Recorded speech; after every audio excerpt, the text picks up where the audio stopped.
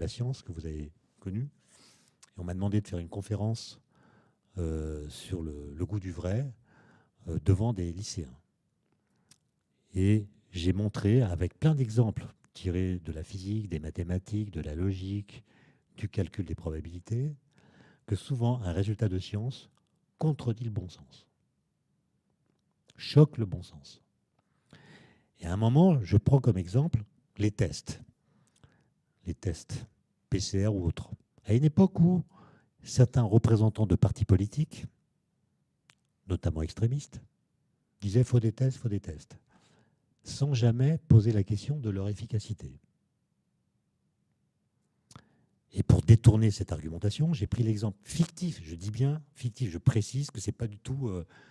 je vais parler d'un cas d'école qui n'est pas la situation dans laquelle on est. Autrement dit, les tests dont je parle dans l'exemple ne sont pas les tests PCR. Et donc je prends un cas d'école qui est dans tous les bouquins. Une maladie nouvelle apparaît dont la prévalence est de 1 personne sur 1000. Car dans la population, il y a 1 personne sur 1000 qui est malade. Mais il n'y a pas de symptômes apparents, donc on ne sait pas qui est malade. Les chercheurs mettent au point un test dont l'efficacité est de 95%. C'est l'hypothèse. Alors ça veut dire quoi 95%? Ça veut dire que toutes les personnes malades sont positives au test, et sur 100 personnes non malades, 5 seront positives au test, des faux positifs, et 95 seront négatives au test. C'est ça que ça veut dire 95% d'efficacité. Ensuite, je demande aux élèves qui étaient là, des élèves de terminale, imaginons que je vous présente une personne malade, je vous présente une personne positive au test, quelle est la probabilité qu'elle soit malade? Ils lèvent tous la main et ils me répondent 95%.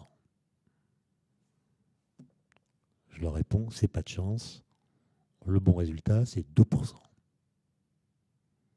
Donc, dans l'exemple que j'ai choisi, la probabilité qu'une personne positive au test soit malade n'est que de 2%. Ça veut dire qu'elle a 98 chances sur 100 de ne pas être malade alors qu'elle est positive au test. Donc, dans ce cas-là, les tests, vous êtes d'accord que ça ne sert pas à grand-chose. Alors, comment expliquer ce résultat contre-intuitif? Vous prenez 1000 personnes dans la population. Par hypothèse, il y en a une qui est malade, une seule. Elle sera positive au test. Puis vous avez 999 autres, disons 1000, qui sont non malades. Mais sur les 1000, il y en a 5% qui vont être positifs au test. Ça fait 50. 50 plus 1, ça fait 51. Et sur 51 personnes positives, il n'y en a qu'une qui est malade. Donc la probabilité d'être malade quand on est positif, c'est 1 sur 51, c'est 2%. Okay. Cette conférence a été filmée, mise sur YouTube, et un site complotiste a extrait ma conclusion, 15 secondes, en faisant croire que je parlais des tests PCR. Accompagné d'une légende, enfin, un scientifique français a le courage de dire que les tests ne servent à rien. Je ne connais pas les derniers chiffres, mais ce petit extrait a été vu plus d'1 million de fois. D'accord? 1 million de fois. Ça doit être plus maintenant. Et donc, qu'est-ce que vous faites contre ça? Comment vous faites? Donc, les gens qui font la manipulation, évidemment, font de la manipulation. Mais les gens qui suivent, ils sont de bonne foi. Libération, d'ailleurs, a fait un truc pour dire que c'était une manipulation. Mais les gens qui suivent les sites complotistes ne lisent pas Libération. D'accord? Donc, la bonne nouvelle, c'est que, à part les gens qui sont dans les sites complotistes, tout le monde a compris que c'était compliqué. Et puis surtout, l'autre bonne nouvelle, c'est que à la fin, on comprend que c'est la recherche qui gagne. Les gens qui vont nous tirer d'affaire, c'est ceux qui ont mis au point les vaccins, notamment ARN messager. C'est une idée absolument géniale. Mais les gens qui ont fait ce travail de mise au point, de recherche pour les vaccins, on ne les connaît pas. On ne les a jamais vus à la télé.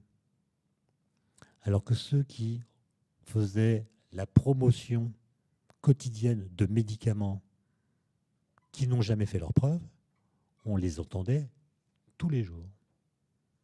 Et donc je me demande s'il n'y a pas une corrélation entre la compétence et la discrétion. Voilà, j'ai terminé. Merci beaucoup. Merci pour cette